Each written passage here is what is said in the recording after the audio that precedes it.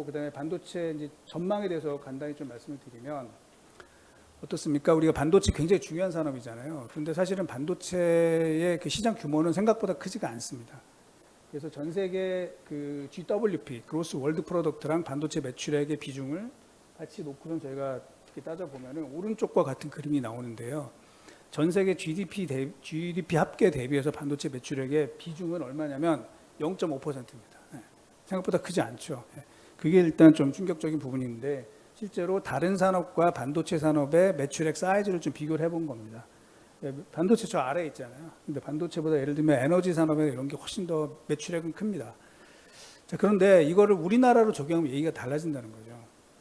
우리나라 GDP가 뭐 한 1.7조, 1.8조 달러 정도 되는데 한국의 반도체 수출액이 연간 1,200억 달러입니다.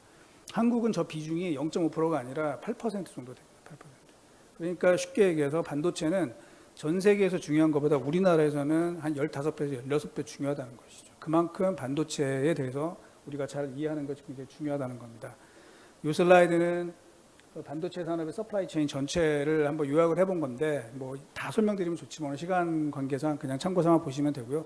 사실은 이 슬라이드 한 장만 제대로 이해하셔도 반도체 전문가가 되실 수 있습니다. 그래서 이건 참고 삼아 보시면 되고요.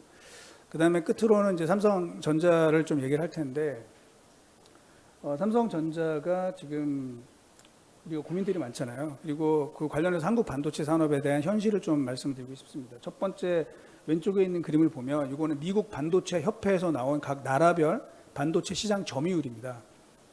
보면은 미국이 50% 정도가 되고요. 한국이 2위입니다. 13.8%. 그러니까 작년에 메모리가 안 좋았기 때문에 좀 비중이 낮은 편인데 원래는 우리나라가 한 18%, 20% 정도 됐었죠. 근데 어쨌든 2위를 지키고 있어요. 그리고 그 뒤로 뭐 일본, 대만, 중국, 유럽 이렇게 포진이 되어 있습니다. 그런데 저 데이터는 한계가 있어요. 왜냐하면 저 데이터는 최종 제품을 기준으로 점유율을 매긴 거기 때문에 예를 들면 TSMC의 데이터는 저기 빠져 있습니다. 그래서 이제 저희 하우스에서는 전체를 한번 보자. 그래서 저희가 전부 다 볼 수는 없고 그 상장되어 있는 각 나라별 반도체 회사들의 매출액을 전부 더해서 점유율을 재산정을 했습니다. 재산정을 해서 봤더니 미국이 40%고 대만이 22%로 2위고요. 우리나라는 10%가 안 됩니다.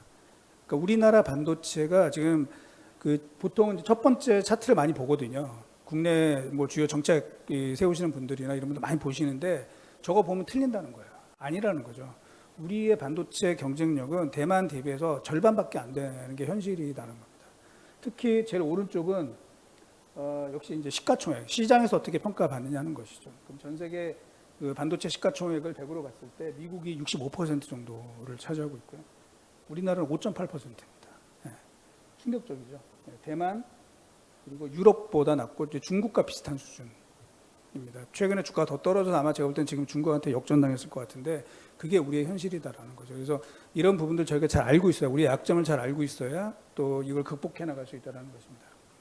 또 하나는 이제 삼성전자에 관련된 말인데 우리가 지금 여러 가지 가슴들이 많이 아프잖아요. 삼성전자 힘을 이렇게 못 내고 있기 때문에 아무리 뭐 거래소에서 밸류업 해도 이 삼성전자가 힘을 못 내기 때문에 지금 주가가 좀 부진한 상황인데